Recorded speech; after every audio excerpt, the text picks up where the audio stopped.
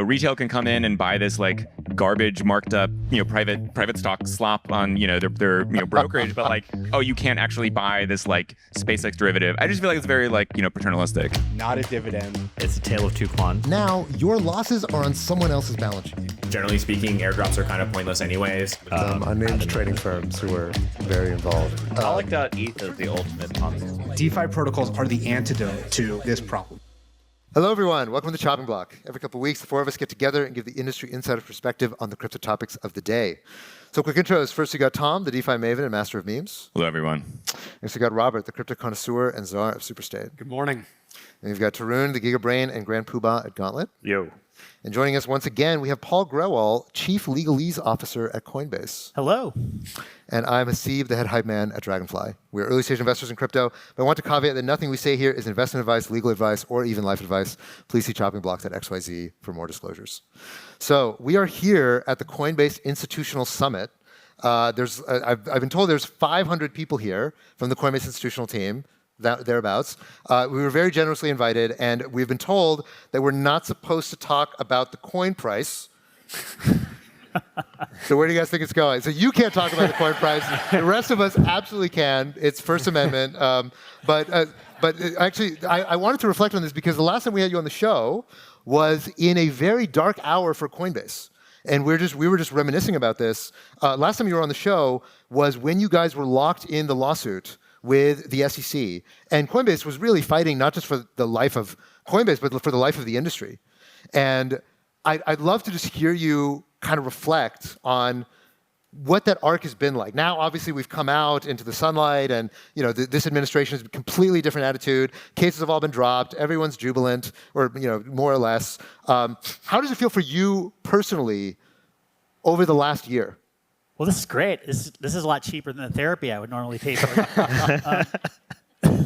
And the choice of the word reminisce is also very interesting because, look, a couple of years ago, it was dark. It was dark in terms of the SEC enforcement case. It was dark in terms of the markets.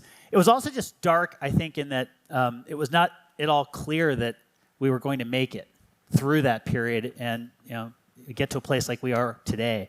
For the legal team at Coinbase, it's in many ways, though, been the greatest experience of our professional lives. Because, in our world where, you spend years preparing for fights and very rarely actually get to engage with them, all of the fights came at once. There was the lawsuit by the SEC. There was our own lawsuit against the SEC. We took on, the defense of the Tornado Cash developers and plaintiffs. We've done a whole host of things that I think have hopefully made a real difference, not just for the company, but for the industry as a whole. And it's just incredibly rewarding to see it all now start to come together in a way that was unimaginable just a short time ago. Yeah. Well, I have to imagine, I'm sure as a company, but especially for the legal team, like this was one of these things I remember we talked about at the time that suing your primary regulator is something you just do not do. It's like the number one rule of running a company is like... It's the first thing they teach you in law school. Yeah, I'm sure. But it's of titanic credit to you and your leadership of the team that you've managed to pull it off and again, kind of usher the industry going forward. So I was chatting with somebody else who's at another company, and like everybody in this industry looks up to you as like the crypto legal dad of the industry.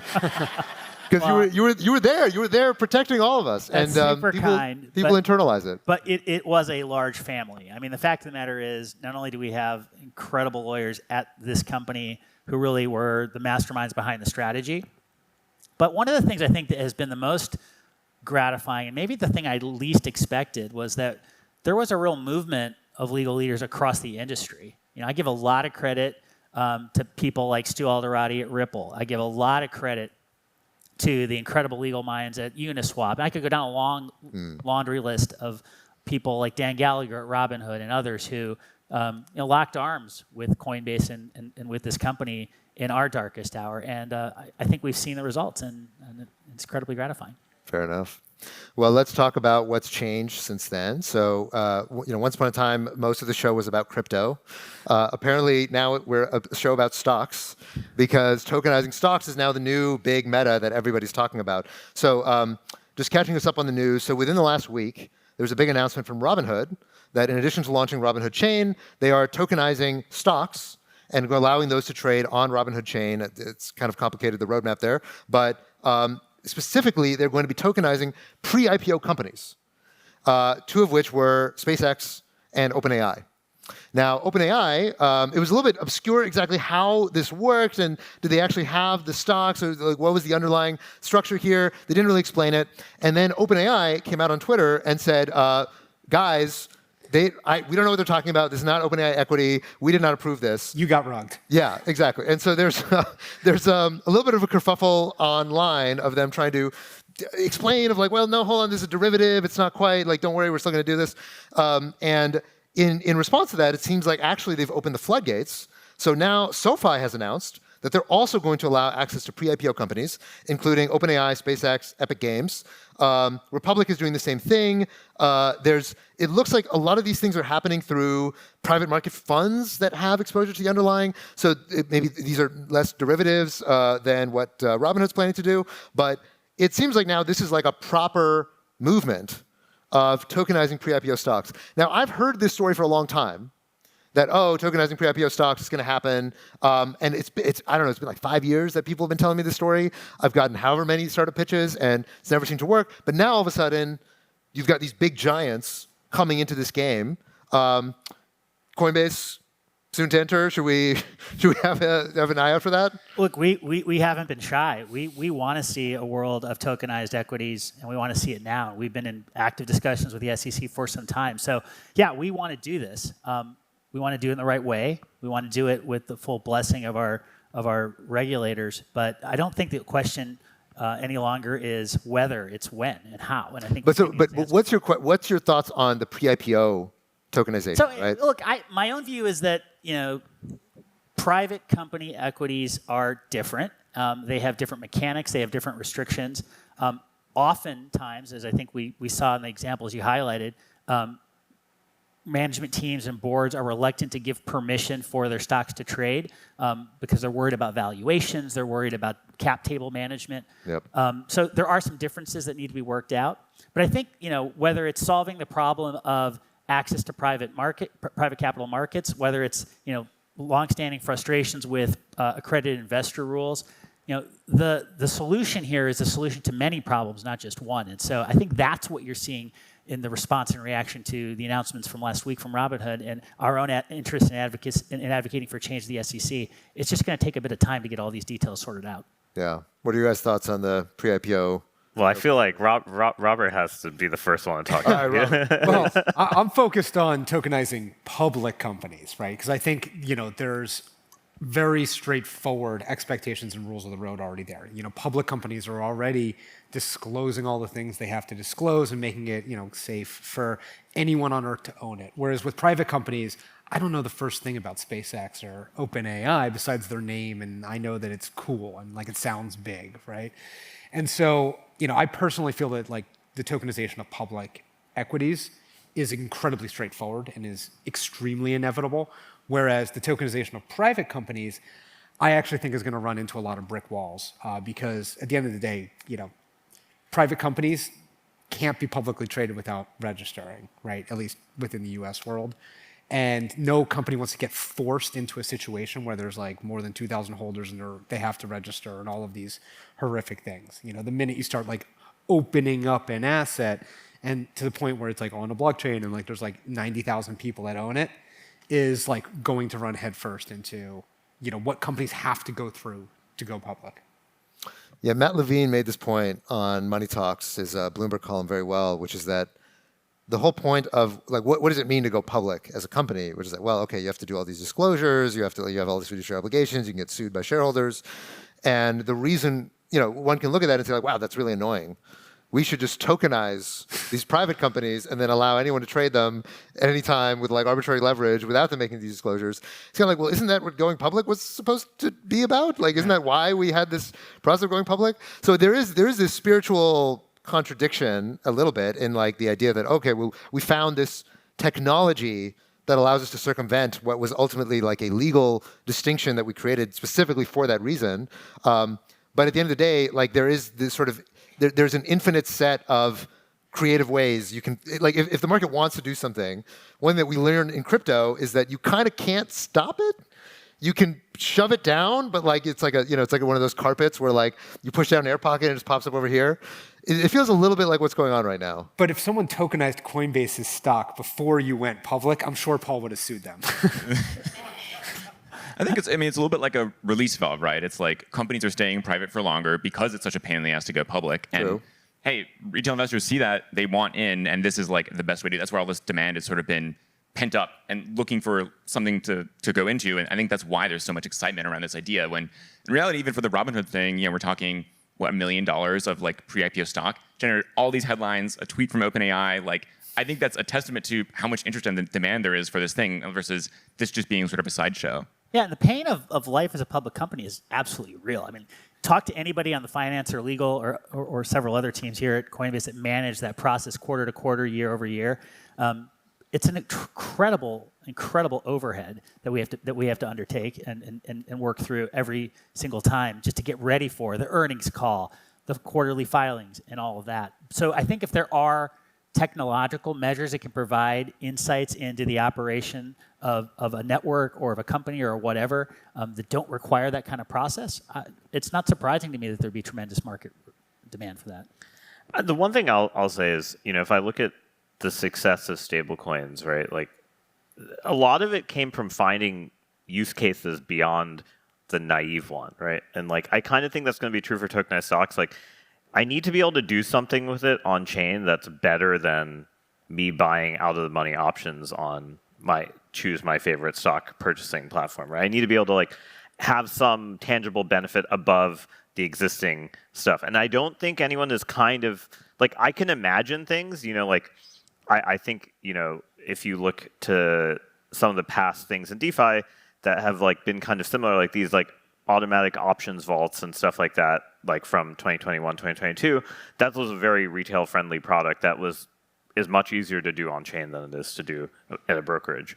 But like, I just don't see, I haven't seen the excess utility jump yet, which is like, I think what you need to actually get people to migrate their demand. Otherwise, they're just going to stay where they are. And I think there's this argument that, hey, international demand will come. But like, I don't know.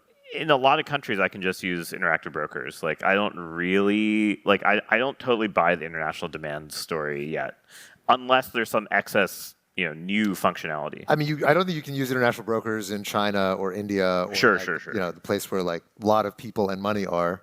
But yeah, if you're in Western Europe, yes, you can use international brokers. It's true. And of course, as we learned, the Indian options market is 8x the spot market for...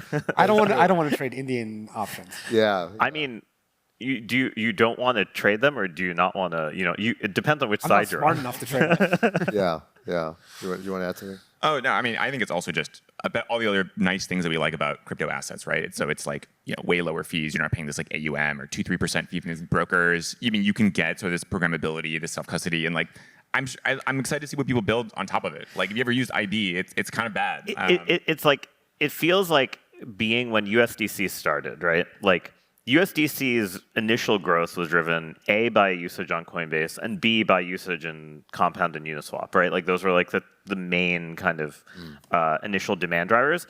And the idea was you got something better than just payments, right? Like, because like otherwise it just looks like I'm sending a Venmo transaction. There's not that much excess utility. But being able to get yield on chain, being able to swap for tokens, like that was like a real utility beyond your normal fintech dollar that you leave in a fintech account. And I just don't see, like, I can imagine a world where that's true for stocks. I just don't know what that experience is. I haven't seen anyone present, like a compelling vision of like, this is what you can do with tokenized stocks that's like so mind-blowing that everyone migrates. Not saying that won't happen. I'm just saying like... Well, I mean, the obvious answer for many people is 24/7. Right? Yeah. So like, we're moving toward 24/5 on the NASDAQ before too long, but 24/7 is like completely out of reach. And 24/7 for tokenized stocks is relatively straightforward. Obviously, there's going to be less liquidity on the weekends, but it's like Tom made the point on the previous show that people used to say this about ride sharing apps is that okay, well, what's the point of having 24/7 Ubers? Like who's gonna drive at 3 a.m. Deep in Long Island or in Brooklyn? And the answer is somebody. If you build the app, somebody wants that ride, somebody's willing to drive, and like the market figures itself out. And so like there will be some liquidity. It's not going to be if you want to buy $50 million, it's probably not. You probably shouldn't do it on a weekend. It's interesting that Tarun, I think you're actually whether consciously or otherwise channeling the mindset of a lot of regulators and asking the questions you're asking. It shouldn't be the case that in order to get approved, whether at the SEC or with the New York DFS or any other regulator, that you have to predict or demonstrate that there's a new use case or additional utility. But at the end of the day, human beings want to understand the why or why it matters as much as the what. And so I do think as an industry, we need to be able to at least provide some glimmer of an answer to this question or some version of it if we want to see regulators embrace this and run as quickly as we think they should run in order to get these products out to market. Tarun is kind of the regulator of the show. That is true. Yeah, that's what we say behind the scenes every time. Can I say, You play the role well. What can I say? Every regulator colors their hair. Well, Yeah. well, this is actually I think a double-edged sword of the killer use case, but again, there's not necessarily an institutional use case. It's way more retail, but I definitely think that some people are going to make 20x levered stock type trading on chain because on chain today you have all sorts of opportunities to do 20x long and short everything already. And that draws a huge amount of demand from retail. And I think that answer is very scary for a regulator or scary for institutions, but I do think a big use case is going to be people being able to trade traditional assets with radically more leverage than they're able to in any traditional venue. And that's scary. Well, to be clear, that's true for perps. It's not necessarily true for tokenized stocks. It could be. Why not? Sure. A lot of even spot borrow lend stuff, you can get 10x leverage. So well, the other thing too is that with pre-IPO stocks, right? Or I guess not stocks, whatever. Pre-IPO companies. Pre-IPO company derivatives. Yeah, pre-IPO company exposure, whatever. Technically. The reality is that there's not that many companies that are pre-IPO that people even know of, right? So obviously we know them because we're VCs, but I can count on one hand. It's maybe OpenAI, Stripe, SpaceX, Epic Games, Anthropic, right? It's probably 10 at the most, period, compared to all the stocks that are traded on the stock market that many, many more people around the world are interested in trading. So it is, I think, relatively marginal, but a lot of brain damage to actually figure out how to do it for the amount that it expands the investable universe. Yeah, fair enough. I think this is also just about consistency and fairness in rulemaking. I mean, there's Destiny 100 or whatever, which is this private company IPO vehicle, private ETF thing that publicly trades in the U.S. It's trading at 10x NAV. Because it's a closed-ended fund, so retail can come in and buy this garbage marked up private stock slop on their brokerage, but you can't actually buy this SpaceX derivative. I just feel it's very paternalistic. One thing I will say is a tangible use case from the perspective of regulators is actually identifying things like this India options thing. If that one of the reasons actually, so sorry, I should give a tiny bit of background. I guess.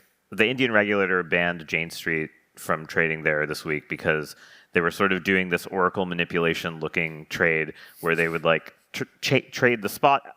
Basically, they would sell one simple version of it, and it's a little more complicated, but they'd sell a bunch of options at some strike price, let's say $1, and then they would trade the index to never touch $1, and so then they got the premium, but they kind of expired out of the money. And the main thing that's interesting is why was there so much more demand in the options market in India? It was pretty much because there's no shorting and there's no leverage on Indian stocks. And basically everyone had to synthetically emulate that. Whereas if you do have an open environment, you could imagine that hey, you don't have this kind of easily manipulable market. And it's much more transparent to even the regulators. The regulators only realized that this was happening because Jane Street tried to sue the team that did it for moving to Millennium on a non-compete. And then that got leaked in court, and then all of a sudden they settled, but then obviously now they're paying this price. So my point is I actually think that type of transparency and leverage is something that's a little more nuanced, but I actually do think that is a real value you could. Okay. Well, so speaking of regulations, this next week is going to be Crypto Week. So far, it's felt like every week is crypto week in my life, but apparently, starting July 14th, it's crypto week, which means the GOP wants to have 3 crypto bills fast-tracked before the August recess. This means the Genius Act, the Clarity Act, which is the market structure bill, and then another one that like bans CBDCs, which like somehow we're still talking about that, but apparently that's on the same platform. So people are very confident in the Genius Act. It passed the Senate 68-30, bipartisan margin. That one's a stablecoin bill. That's looking good. The Clarity Act is the one that people, I think, have more uncertainty about whether this is actually going to pass. People have been talking about stapling the two together, but maybe there's some political risk to doing that. And then there's this anti-CBDC Surveillance Act, which the Fed can't issue CBDCs, which, again, I don't know why both parties are like, this is really important that we don't let the Fed issue a CBDC. And it's like, the Fed has never said they want to issue, like, nobody wants to issue a CBDC. Like, why are you so afraid of this? That you know of. True. Okay, so question for you. You were obviously Chief Legalese Officer. How do you handicap the odds of Genius, Clarity, and then this, I guess we can also include the CBDC Surveillance Act? Well, look, Genius is going to happen. I don't think there's any doubt we're going to see a bill presented for the president to sign in short order, whether that's a week or two or perhaps a bit longer. It's going to happen, and I don't think that can really seriously be questioned. Clarity, market structure bill, does have some more work to do, for sure. I think we're going to see a House vote on that in short order. The fact of the matter is, though, that you do need to see a reconciliation between the House version of that bill and what the Senate would find acceptable. You know, the curious thing about market structure is it implicates not just the financial services committees of each of the houses, but also agriculture, because it does address the division of responsibility between the SEC on the one hand and the CFTC on the other. And the Agriculture Committee has historically had oversight over that. And there's still work to be done, particularly in the Senate Ag Committee, to move things along and catch up to where some of the other committees are. But I'm feeling very good about that happening, if not this month, then next month, or perhaps slipping into the fall. As for the anti-CBDC bill, look, if that's what it takes in order to keep certain members of Congress happy and assure them that the Federal Reserve is not plotting some secret government-issued digital dollar, I don't think that would be problematic. But I think the fact that we're even talking about, are we going to see 1, 2, or 3 bills pass the Congress in the next 1, 2, or 3 months is remarkable. Absolutely remarkable. Unimaginable a year ago, even 6 months ago. And so, that's progress. Okay. But so I think everybody's roughly in agreement. Basically the stablecoin bill is baked into the bread. It's going to happen. Clarity Act, I've been hearing from people that they think it's 10% chance that Clarity Act is going to happen this year. They're skeptics every time. There were people who said there was only a 10% chance on the Genius bill not that long ago. True. Okay, give us your odds. Look, I think it's. If you're betting on Polymarket, what are you putting at? What are you putting this at? For all kinds of reasons, I am not going to go Polymarket, as I say here in the United States. Maybe a cousin. Correct legal outside answer. The U.S. is going to do that. But I think we've got a 75% chance of seeing market. 75. I'm going to go 75. Let's get it to 100. What can you do, Paul, to get it to 100? What will I do? Yeah. Look, as soon as we're done talking here, I'm going to be engaged in that very topic. Look, we all can help move Clarity over the line by reaching out to our elected officials and making clear we want to see the bill passed. The will is there. There's no question about it. I think the challenge with Clarity is it is more complicated. Washington, D.C. has a few other complex topics to work through, and so that's also proving to be a challenge, just getting mind share and floor time for those types of debates to happen. But 3 out of 4. I'm going 3 out of 4. There's 500 people here, 500 emails and phone calls to your House and Senate members. I actually moves the needle. So go home tonight. That's your homework. Paul assigned it. I assign it. Go home tonight and get Clarity passed. Nice. Tarun, as chief regulator of the podcast, what's your take? Honestly, I have no real opinions because I don't know enough about the process by which amendments get added last minute and stuff like that. I feel like there's so much, secretive knowledge that you would only know if you're writing the bills that I'm not privy to. So Unfortunately, I relinquished my role as chief regulator. Oh, unfortunate. Okay, well. But Clarity Act is the important one. Stablecoins are important, but Clarity Act really makes Yeah. Coinbase successful for 100 years.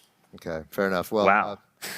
Robert is like is the #1 Coinbase booster here. Like that was okay. Chief well, Coinbase. 100 years. I- You're like trying to outlast the Bitcoin inflation curve. As long as we can ban a CBDC and pass Clarity Act.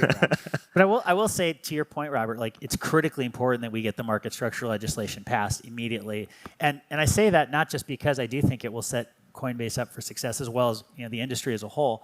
It's because financial legislative reform only generally takes place once every 20 years, 30 Or years. century. I mean, look Or at when the century, if you Securities go back Acts to were all passed. the 33 and 34 Acts. And so there are these windows you have to hit. Yeah. And if you don't hit them, the window closes, and you have to go another 20 years before you get real reform. So the urgency is real, and that's why you're seeing so much industry effort to get this thing done. Sure. Okay. So, Paul, I know you don't want to contemplate this, but let's say that Clarity doesn't pass. Okay, it just gets stuck in committees. There's too much infighting, too many degrees of freedom. In a post-Clarity world, let's say Congress just has no appetite, or midterms come, and whatever, everything's scrambled, and there's no ability to get anything passed. What do you think we can get in just a purely rulemaking world? What do you think that universe looks like, where CFTC, SEC just have to divide up the baby and figure out the rules how we're going to get some kind of sensible market? There's still a lot that can and should be done by the regulators with or without clarity in place. The problem is, absent Congress passing laws saying this belongs to the SEC, this belongs to the CFTC, here's how we're going to define what tokens qualify as subjects of securities transactions or not. Without that being written, hardwired, if you will, into the framework, a new regulator can come in 2 or 4 or 6 or 8 years' time and essentially rewrite the rules entirely. That's what we're trying to avoid. I have a ton of confidence in the task force that is chaired by Commissioner Peirce. I think Chair Atkins has done an excellent job of giving them room to run on all these issues. But I don't want to see a world where we're all dependent upon sort of the whims and personal preferences of one commissioner or one chair. I think we need much more durability than that. Well, I think it's pretty clear the perception from the industry is that right now there are no rules. And so we just saw the announcement today of one of the largest ICOs we have seen in a very long time, which is the Pump.fun ICO. So Pump.fun, for any of you who've been living under a rock, Pump.fun is the largest Memecoin launchpad on chain, lives on Solana, and they are raising $1 billion in their ICO. $1 billion. So they're using a bunch of exchange partners that are going to be distributing the token, selling it for cash, raising it a $4 billion FTV. The rumor is that 25% of the revenue from Pump.fun is going to be burned in this token. It's going to be fully unlocked on launch. So it's kind of a just crazy moment that's happening right now in terms of the on-chain activity. I think there's 3 days during which you can actually engage in the sale. Funny enough, it was leaked by Gate. Gate was one of the partners, and they put up the page when they weren't supposed to, and they later got taken down. And so, a little bit of a snafu. But at the same time that this is happening, there's the rise of Pump.fun was predominantly, just overwhelmingly, the market leader in Memecoin launchpads. But just within the last couple of weeks, we've seen the rise of Bonk's launchpad, which has actually started to really rival the volumes that we're seeing from Pump.fun. Let's Bonk, I think their revenue recently just superseded Pump's by a significant margin. That being said, they're offering a lot of incentives, so it's not clear that that's an apples to apples comparison quite yet. But Pump.fun, since inception, has had over $700 million in protocol revenue on chain, making them one of the most profitable protocols to ever been created in crypto. So, Pump.fun ICO, is this the return of ICOs? Are we, what's old is new? Are we regressing as an industry? How do we interpret this moment? One yard is a lot. That's the first thing. I mean, I immediately in my head went to wow, EOS is back. Yeah, that's right. Yeah. At least they actually have a product, though. Yeah, for sure. No. There's not sort of an EOS But I think that's just me dating myself. If the first thought I had was EOS, I don't know. I think it's good to see an experiment. If they actually burn 25%, I think that's a real serious buyback and burn, right? It's probably going to be 10x larger than the largest ones we've seen on chain. Ignoring the ones where it's like L1s that burn X% of their supply, that doesn't count. I mean, like people actually burning real dollars paid. That'll be interesting to see. I kind of don't get the centralized exchange thing though. Like, why didn't they just do it on chain or drop? Like that was sort of. I think it's distribution, right? You can just get to way more users. And KYC, it's plugged in. Yeah, I guess that's true. It's fair. It's fair. Yeah. Here's the question. Has anyone at Coinbase proposed the Coinbase Launchpad, and has Paul shot it down?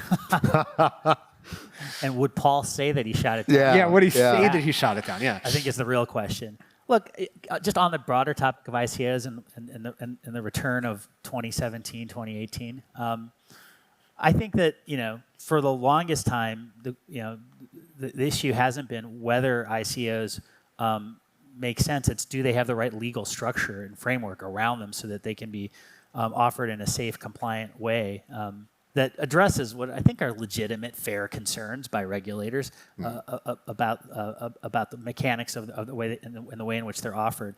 And so, my own view is that if this again prompts the conversation and pushes the dialogue forward on developing rules around these things, there's benefit to that. The market will sort out, whether or not what's being offered is a value or not. But I do think that this is a reminder that markets will get what markets want, and the only question is, are we going to put rules in place to allow that to happen in a safe way?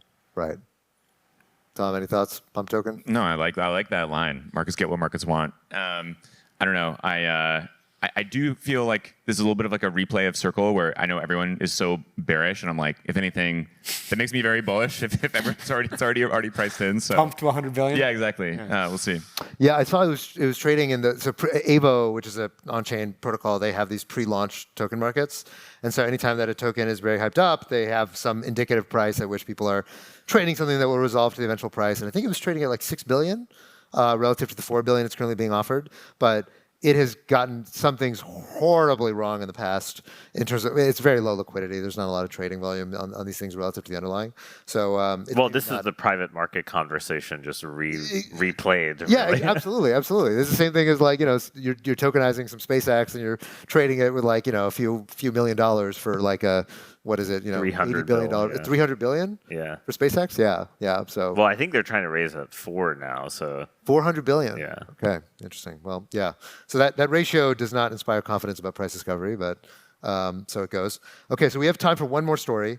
This is probably the most important story at all. We want to make sure that we save this for you, Paul. Sure. So there's a scandal going on chain at a platform that is not available to U.S. investors called Polymarket, and this scandal is known as Suitgate. Okay. Quick show of hands. How many people know what's going on with Suitgate? Okay, we got a few. Wow, less than I thought. Respect that. Okay, so here's the backstory. This is the institutional team, Yeah, not exactly. the retail team. Well, no, these guys they would resonate with the suit. Oh, the suit argument. part. Yeah, the yeah. suit argument. Okay. I feel like you guys would resonate. Okay, so here's the thing. There was a market that was being offered on whether or not Zelensky would wear a suit. Okay. And now, obviously, Zelensky, part of his brand is that he doesn't wear a suit. He was in front of Trump, and like, he was, berated for not wearing a suit. So the question is, will Zelensky relent and wear a suit?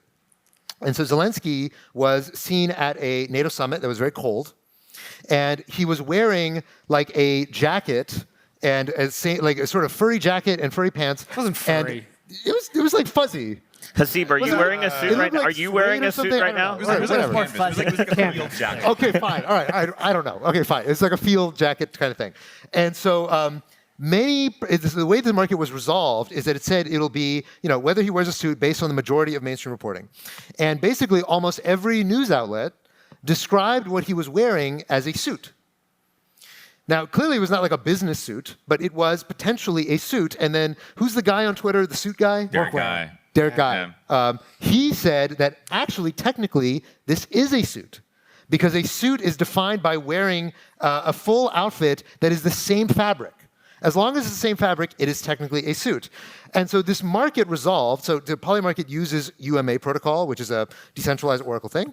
And UMA protocol resolved that it was not a suit. Now, why did they say it's not a suit? They said because, well, look at it. It's not a suit. Like, if Trump still is berating him for him not wearing suits, then it's not a suit. But there's been now a scandal Because all the people who voted, like, yes, it is a suit, think that the market should be resolved in their favor, versus not. It's been one of the biggest contested markets in Polymarket history.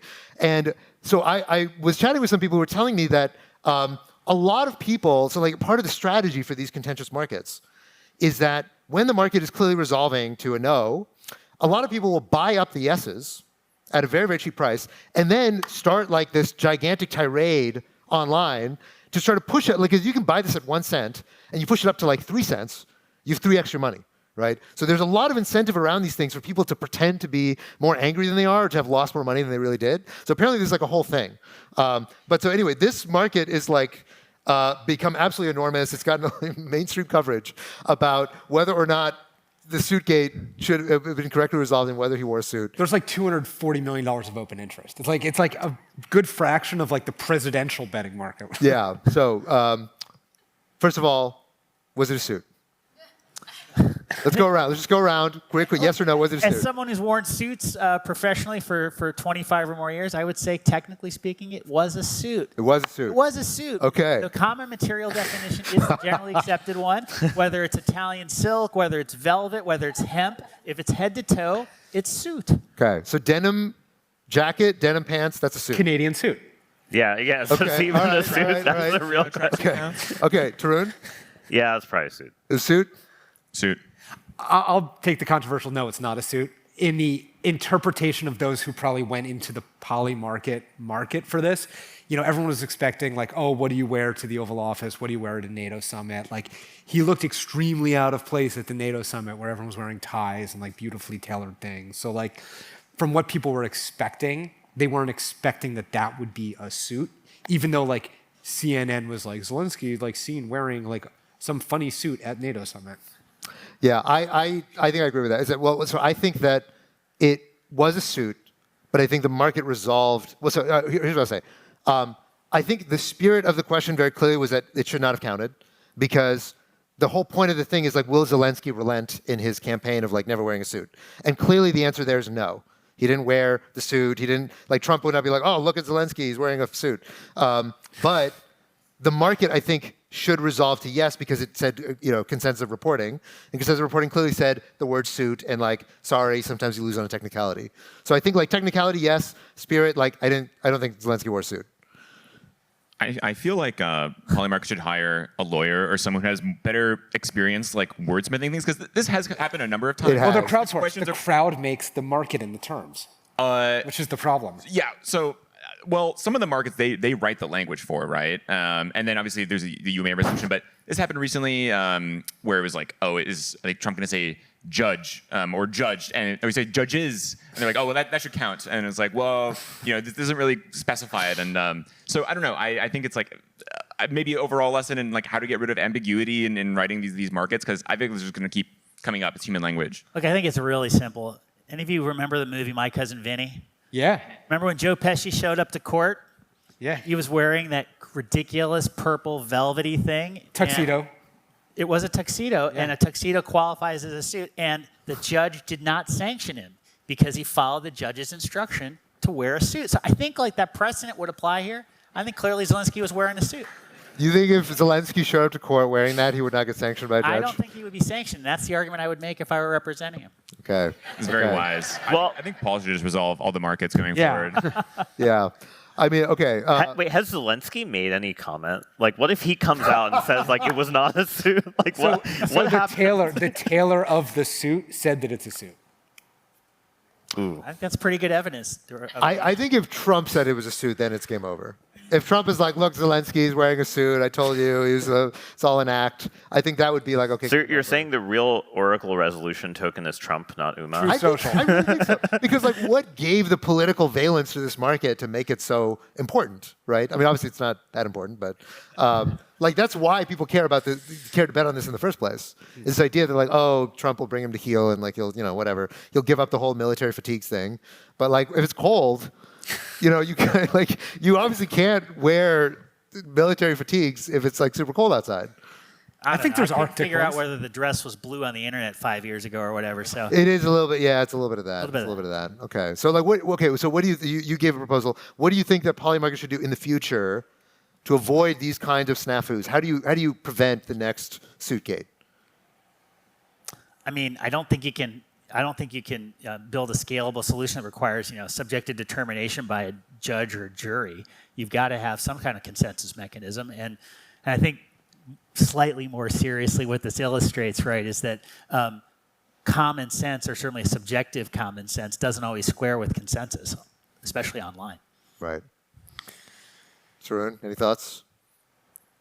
I don't think there's a perfect solution. Everyone on the internet who's making a competing solution is marketing their competing solution solves everything, and I think it's basically like there's always going to be some corners around whatever Oracle choices you make where it's going to be miss on those, and I don't know, like, arguably the marketing that this market got from this resolution may actually end up being worth more than like the lost money in aggregate. That is very true. I think that actually this like no meme coin that crashes and people are complaining on Discord in the trenches it ever gets this much attention. Come on. Right.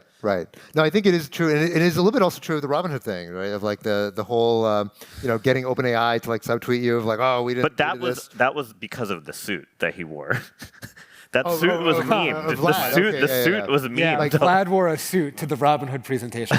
Wow. That was definitely a suit. True. That was a suit. Yeah.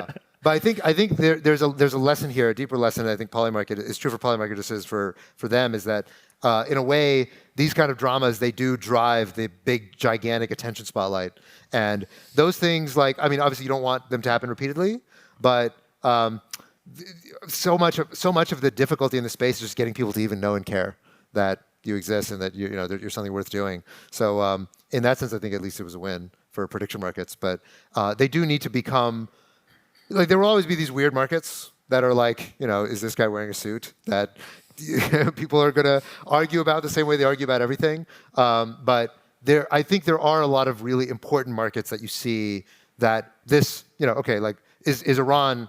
Or like, is the U.S. going to declare war on Iran, right? Like, that was one of the markets that I remember a lot of people around the world were pointing at around that time. And if people learn about Polymarket because of Zelensky Suitgate, I think that, at least the flow-through benefits to humanity can potentially be improved. So anyway. So what Haseeb is telling you is right now you need to go lobby for a market of is Haseeb wearing a suit Go during get on this a podcast? Because Okay. We're up on time. Thanks so much for your guys' patience. I know we're between you guys and lunch. Thank you so much, Paul, for coming back on the show. Thanks for having me. Sharing with us your insights.